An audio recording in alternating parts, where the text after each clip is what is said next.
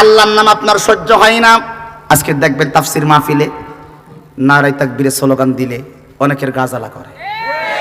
কথা বলেন না কেন? কথা বলেন আপনারা। নারায়ে তাকবীরের স্লোগান দিলে ডাইরেক্ট আমাকে এসে, আমি এই যে এটা কি মাস, মার্চ মাস না, এই মাসের 11 তারিখে ঢাকা গাজীপুর চেনেন তো আপনারা, আমি গাজীপুরে টঙ্গীতে আমার মাদ্রাসা আছে, এখানে একটা মসজিদের খতিব আমি, এইখানে আমি ওয়াজ করতে গেছি এই যে রানিং মাসের 11 তারিখে। তো 11 তারিখে যখন ওয়াজ করতে, আমি প্রধান বক্তা, তো আমি স্টেজে উঠছি, ইতিমধ্যে মাহফিলে যিনি প্রধান অতিথি তিনি আসছে, এসে বলতেছে আমি 2 মিনিট কথা বলে চলে যাব। কয় মিনিট? সবাই বলবেন কয় মিনিট? 2 মিনিট কথা বলে চলে যাব। তা আমি বললাম ঠিক আছে, উনি মেহমান মানুষ আসছেন, আমি ওনাকে সম্মান দিয়ে বললাম ঠিক আছে আপনি কথা বলেন। আল্লাহ, উনি মাইক নিয়েই আমার বিরুদ্ধে কথা বলা শুরু করছে। উনি কয় আমি সৌজন্যমূলক কথা বলে চলে যাব, কিন্তু উনি কথা না বলে মাইকটা নিল, আমার বিরুদ্ধে ওয়াজ করেছে। কি ওয়াজ শোনেন, হালকা ইকো রাখেন না ভাই, আমার কষ্ট হয়। কয় কি? উনি ওয়াজ শুরু করছে, কয় হুজুররা ওয়াজ করবে কোরআন হাদিস দিয়া, সাবলীল ভাষায়, মাধুর্যপূর্ণ ভাষায়, কাঁদো কাঁদো সুরে, সাবলীল ভাষায়, নমনীয় সুরে। মানুষ কেঁদে কেঁদে বাঁশের মাথায় উঠবে, মানুষ কেঁদে কেঁদে বেহুশ হয়ে যাবে, মানুষ বেহুশ হইয়া পাগলের মতন উন্মাদ হয়ে যাবে। আস্তে আস্তে কথা বলবে, কাঁদো কাঁদো সুরে কথা বলবে, তাহলেই না ইসলাম কায়েম হবে। হুজুররা চিল্লে চিল্লে করার কি দরকার, কেকানোর কি দরকার, মাধুর্যপূর্ণ ভাষায় তো ওয়াজ করলেই হয়। তখন কি বুঝতে বাকি আছে যে আমার বিরুদ্ধে বলতেছে? এই কথা বলছেন না কেন? কারণ আমি জানি আমি চিল্লাই ওয়াজ করি। কতক্ষণ তাহলে উনি যখন বলছে আমার বিরুদ্ধে বলছে, তখন উনি এই বক্তব্য দিয়ে উনি চলে যাচ্ছে। উনি যখন ওই গেট পর্যন্ত, এই যেরকম গেট, এরকম দূরে একটা গেট আছে, উনি কেবল গেছে আর আমি মাইক নিছি। আমি তখন বলছি, প্রিয় নেতা ভাই, আমার দেশের মহানায়ক জাতির স্থপতি বঙ্গবন্ধু শেখ মুজিবুর রহমান যখন 7ই মার্চে ভাষণ দিয়েছিলেন, তার ভাষণটা কেমন ছিল? এইরকম ছিল, রক্ত যখন দিয়েছি রক্ত আরো দেব, এ দেশকে মুক্ত করে ছাড়বো ইনশাআল্লাহ। এবারের সংগ্রাম মুক্তির সংগ্রাম, এবারের সংগ্রাম স্বাধীনতার সংগ্রাম, জয় বাংলা জয় বঙ্গবন্ধু। বক্তব্যটা কি এরকম ছিল? সবাই একটু কথা বলবেন, মুসলমানের মতন আওয়াজ দেন। বক্তব্যটা কি এরকম ছিল? এরকম ছিল না। উনি যদি এরকম বক্তব্য দিত, 30 লক্ষ মানুষ জীবন দেওয়া দূরের কথা, 30 জনও জীবন দিত না। কথা বুঝতে পারেন? জোরে বলেন দিত। ওনার বক্তব্য কেমন ছিল? রক্ত যখন দিয়েছি রক্ত আরো দেব, এদেশকে মুক্ত করে ছাড়বো ইনশাআল্লাহ। এবারের সংগ্রাম স্বাধীনতার সংগ্রাম, এবারের সংগ্রাম মুক্তির সংগ্রাম, জয় বাংলা। বক্তব্যটা এরকম ছিল না? আসতে বলেন কেন? জোরে বলেন।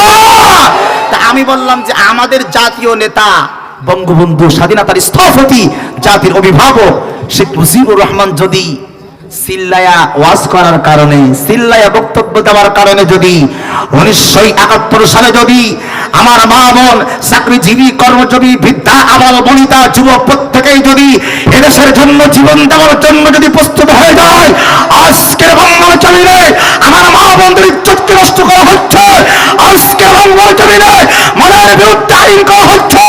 1971 সালে যেমন বঙ্গবন্ধু শেখ মুজিবুর রহমান যখন ভাষণ দিয়ে 30 লক্ষ মানুষ যেমন এদেশের জন্য জীবন দিয়েছিল, আবার যদি প্রয়োজন হয় আল্লাহর কোরআনের পক্ষ হয়ে জিহাদ করতে হবে, আল্লাহর আইনের পক্ষ হয়ে জিহাদ করতে হবে। 1971 মতো আমরা আবার লড়াই হবে। রাজিয়াসের খাড়া আল্লাহকে দেখাই দাও।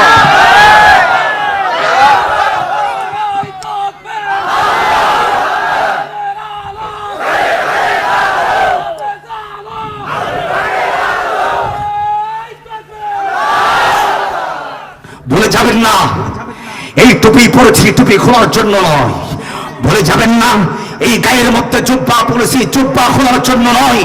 ভুলে যাবেন না, মুখের মধ্যে দাড়ি রেখেছি, আপনি আমাকে দাড়ি খুলতে বলবেন, দাড়ি খুলতে বলবো। ভারতের মুখে স্লোগান হচ্ছে জয় শ্রীরাম, জয় শ্রীরাম। আর বাবার মন মুস্কানকে বলা হচ্ছে মুসলমান কোন সন্তান হেজাব পরে, বোরকা পরে স্কুল কলেজ ইউনিভার্সিটিতে আসতে পারবে না। ওই ভারতের বুকে ইসলামের বিরুদ্ধে আইন হচ্ছে, আর আমার বাংলাদেশে মদের পক্ষে আইন হচ্ছে। আমি বলতে চাই আমার মুসলমান তৌহিদি জনতা, এর দাড়ি যখন রেখেছি এই মুখ থেকে দাড়ি সরাও না।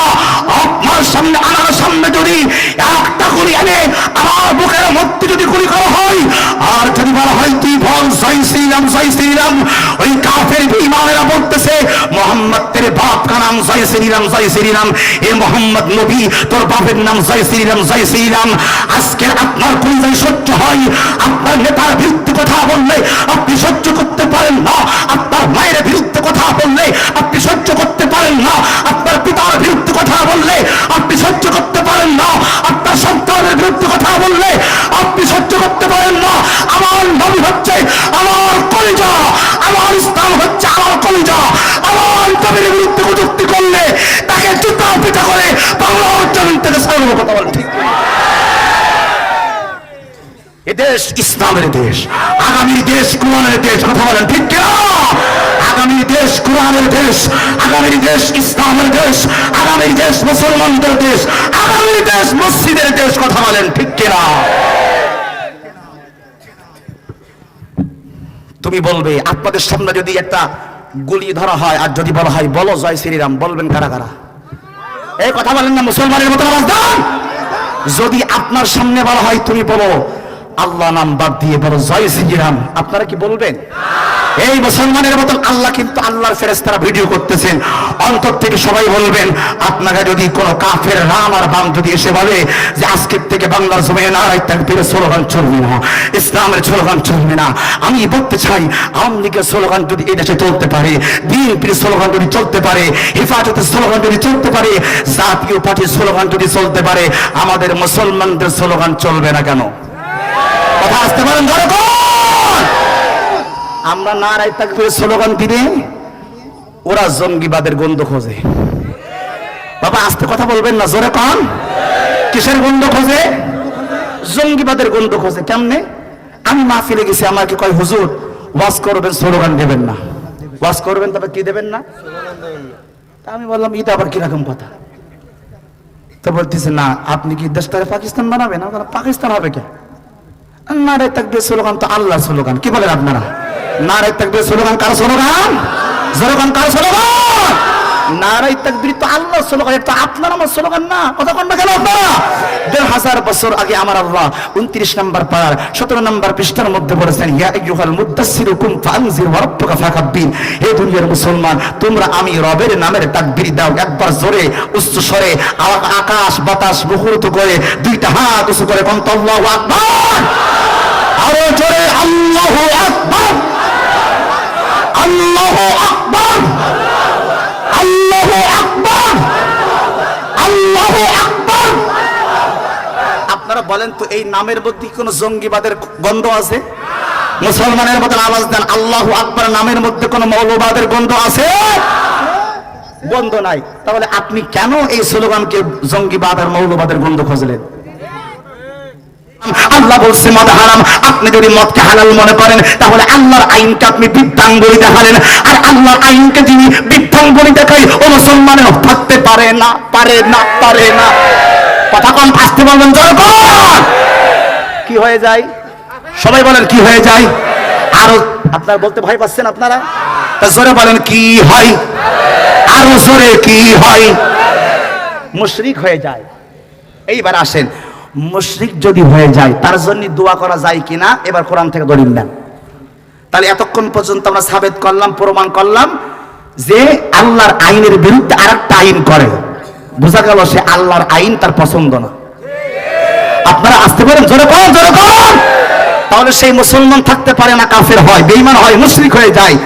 আর মুশরিক যদি হয় তাহলে আল্লাহর কোরআন তার জন্য কি বলছে এবার শুনেন। আমার আল্লাহ পাক রব্বুল আলামিন কুরআনুল কারীম 11 নম্বর পারা 4 নম্বর পৃষ্ঠা সূরাতুত তাওবা প্রথম থেকে 10 নম্বর লাইন একবার কি জোরে বলা যাবে না আল্লাহু আকবার। আল্লাহ পাক রব্বুল আলামিন বলে মা কানা লিল্লাহি ওয়াল্লাযীনা আমানু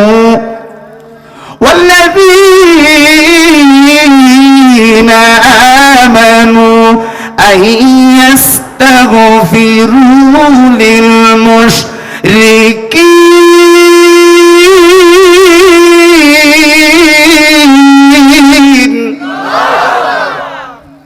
ولو كانوا أولي قربى من بعد ما تبين لهم أنهم أصحاب الجحيم زرقنا قطاقار আরো জোরে কথাকার আরো জোরে কথাকার আল্লাহর নাম কি ভালো লাগে আপনাদের জোরে কান্না কেন ভালো লাগে আপনাদের তাহলে সেই আল্লাহ বলতেছেন কোন মুমিন যদি কোন মুশরিক যদি মারা যায় ওই ব্যক্তির জন্য মা কানা লিন নবী ও নবীজি কোন মুশরিক যদি মারা যায় কাফের যদি মারা যায় নাস্তিক যদি মারা যায় মুশরিক যদি মারা যায় ও নবীজি আপনি নবী ওই মুশরিকের জন্য দোয়া করতে পারবেন না কথা বলেছেন কে আরো আল্লাহর নামটা জোরে কর কথা বলেছেন কে তাহলে আল্লাহ যদি দোয়া করতে নিষেধ করেন আপনি কি দোয়া করতে পারেন এইবার জোরে কোন পারেন আপনি তাহলে এই লোকটার জন্য কি দোয়া করা যাবে তা দোয়া না করলে তো বদ্ধ এমনি চলে আসে আমি যদি বলি এই ভাই ভালো না তাহলে কি আর খারাপ বলা লাগতেছে সবাই বুঝি নেছে ও খারাপ কথা কন না কেন আপনি কিন্তু খারাপ না ভাই রাগ করেন না এখন আসেন আমার ভাইরা আহা কষ্ট লাগে রে মুসলমান